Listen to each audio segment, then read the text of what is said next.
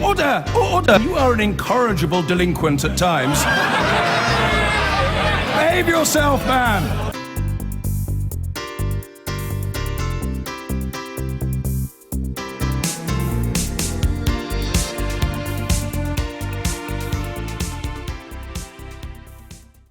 It may seem to many as if Labour is locked in a struggle for its very existence, but in parts of London, the party has never been stronger, apparently. Take Hornsey and Wood Green, which is the largest constituency Labour Party in the UK. Scores of new members are signing up every day. Andrew Cryan reports on what's going right. In North East London lies the constituency of Hornsey and Wood Green, now thought to be the largest Labour Party anywhere in the country, and it's growing by the day. So, a decade ago, there were 1,000 members. There are now 4,500, a quarter of who joined just since the referendum. Now, where I'm standing at the moment is Stroud Green Ward, where an amazing 1 in 10 people on the electoral register is now a member of the Labour Party. If you want to know why, well, there's probably a clue in the fact that just over the boundary there is Islington North, Jeremy Corbyn's seat. Put it another way, this is Corbyn country. It's a part of the world with a certain spread of politics, one that, according to local councillor Natan Duran, doesn't necessarily carry. We are in somewhat of a bubble here. I mean, we saw that really came to a head in the EU referendum. We had here in Crouch End, you had kind of like 80% of people voting to remain. You know, we woke up the day after that feeling quite shocked at the way the rest of the country has voted. You've got a leadership that's quite divorced from the parliamentary party that's divorced from the membership of the party, and the membership of the party, as you say, is somewhat divorced from the public. Don't assume the local party is just a hotbed of Corbynistas. Constituency Chairman Steve Hart is a veteran trade unionist, but he's undecided on who to support in the leadership. But unlike other parts of the country, the internal debates here are generally pretty civil. I've seen a few things. Round here, I think we operate fairly democratically, respectfully, and overwhelmingly. But I've seen the temperature rise. I've seen arguments take place, emails to me and to the secretary of the constituency that frankly are way over the top, and people getting very hot under the collar, making accusations that are beyond reasonable. You know, we can handle it round here, but I am very much, well, so far. But there has been a little local difficulty, which was all due and airing at the party's annual general meeting this Tuesday, booked at this local school. However, it never went ahead. Labour's governing body, the NEC, has suspended all such meetings anywhere in the country. Now, at that meeting, there was due to be a showdown. A candidate from the Corbyn supporting group Momentum was standing to be the chairman of the local party. In effect, take over the control of running Hornsey and Wood Green Labour. Liam McNulty is the Momentum man making the challenge. He took us to a local cafe and explained why he was doing it. People on the local council might want to listen to this bit. We need to bring in all these new members who have joined in the last year, and there is good work being done in that. I think we need to continue that, but also we need to work with our colleagues in Tottenham CLP as well, and make sure that what the local council is doing and Haringey Council is kind of brought under the democratic control of the membership. But the Momentum grouping are yet to completely win the love of local MP Catherine West, who is one of the few Labour members of Parliament who didn't rebel against Jeremy Corbyn.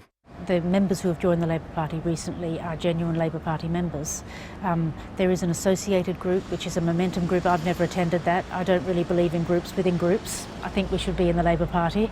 And so I think perhaps if you ask other Momentum groups, etc., there may have been meetings and things, but the important thing is that the actual Labour Party in Hornsey and Wood Green is very strong, it's very large, it's a very open and courteous party. But one thing that does unite almost everyone we spoke to here locally, a strong desire to stop the party splitting, regardless of the outcome of this leadership race.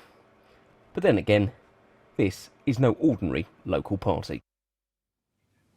Well, joining me now, journalist and author Rachel Sharby. Welcome to you. Why are people joining? Who are they that are joining? What are their motivations for joining Labour at the moment? We're told it's in crisis, but look what's happening to it. I mean, I think that's a really important thing to point to make, which is that, you know, we don't have to agree with it or even like it, but the fact of the matter seems to be that Jeremy Corbyn has been a catalyst and a galvaniser for a left resurgence, partly to do with his anti-austerity politics, partly to do with his style. And is this another wave that is happening here, you think, more or less? This is what it looks like. This is what it looks like when you give people hope and optimism and faith in a party political system, a system in which they haven't had faith or hope and have actually been actively disconnected from and disenfranchised from for so long. So I think what we're seeing actually is a left resurgence, much as has happened across Europe, but in this case we're seeing it in an existing party as opposed to with the formation of a new one. I think,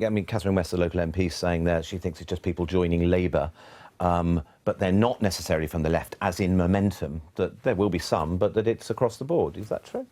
I think it is. I think it's, what's been happening, it's quite dismissive, I think, of momentum and the fresh Labour intake to describe them as, trots or militants. Actually, they're fairly ordinary people, as you say, from across the board. Many of them haven't been engaged in politics ever. Many of them are former Labour supporters who were sort of disenfranchised by New Labour politics and are now coming back. But this is a fairly sort of broad spectrum of people, and to dismiss them as fringe is not really understanding what is happening in politics, I think. But even if Labour is gaining huge increases in membership in London, that's not, of course, going to win them the seats that they need to have in the north of England or the Midlands or so on. What about this sense or a danger of a kind of rather metropolitan London bias, which is not speaking to those heartlands where, for instance, UKIP's been speaking? Well, first of all, I don't think it's a London thing. I think it's happening nationwide. Certainly, Labour constituents across the country are speaking of this kind of resurgence.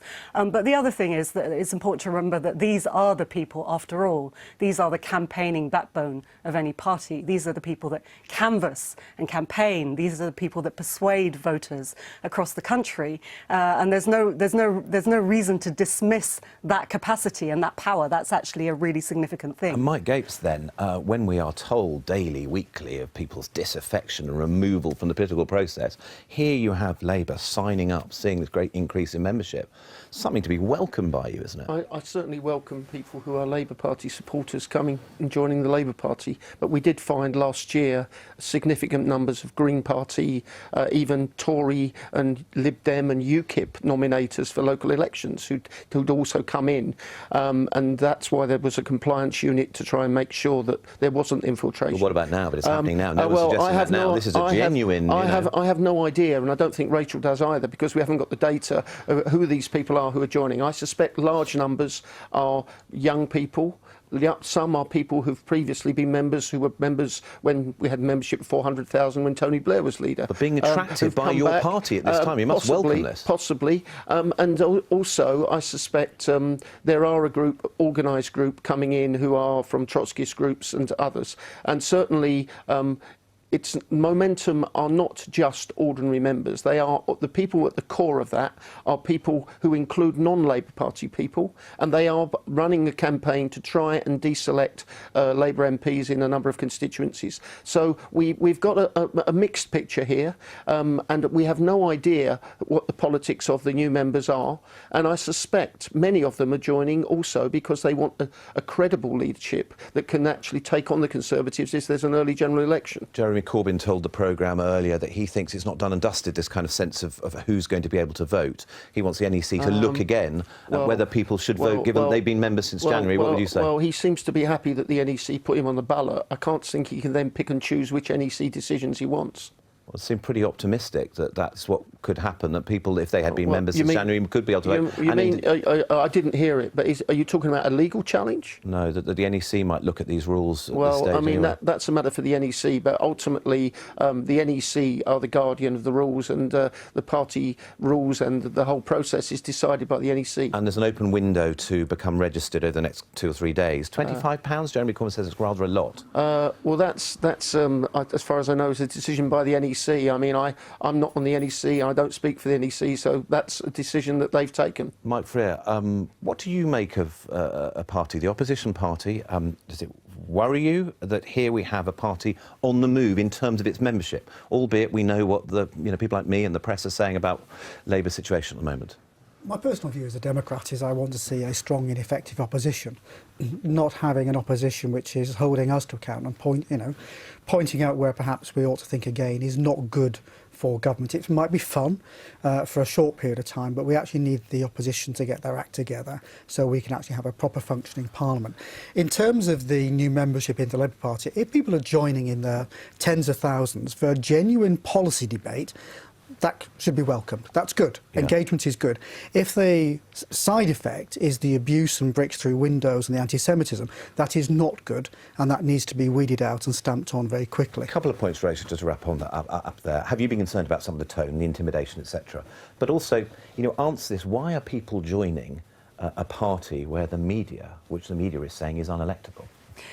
To respond to that, I think it's a really, really serious issue. The abuse is completely disgusting and unacceptable. We know that it's most often targeting women and non-white people, but we have to. It's really important that we tackle this together. We don't single out any, we don't say it's the fault of the extreme left. Actually, a lot of this is coming from the far right.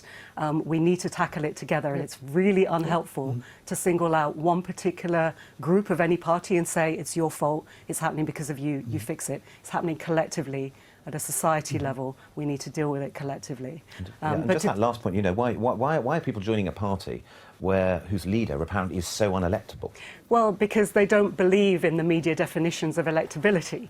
I mean, for decades, people have been completely disenfranchised by politics that have neglected them, that have scorned them, that have caused huge inequalities in wealth, huge economic hardship that people struggle with every day. So when that same media that has sold those parties to them starts to talk about electability, it obviously has no credibility. OK, well, good to see you. Thanks very much indeed for coming in. I've been getting away with it all my